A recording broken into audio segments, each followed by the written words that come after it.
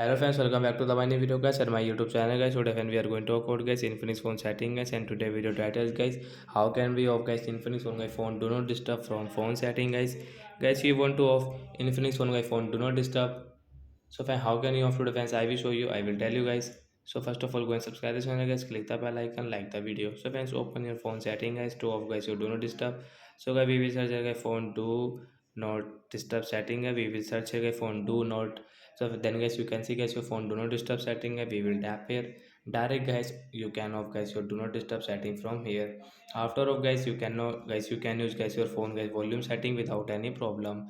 So like that guys, we can off guys Infinix phone guys phone do not disturb setting guys. So that's it guys, thanks for watching the video. I hope friends you understood how to off Infinix phone do not disturb setting from phone settings. So bye guys, and when do you have any doubt guys related to guys your sound and vibration guys, you can ask me in comment section. I will check, I will help you. Bye guys.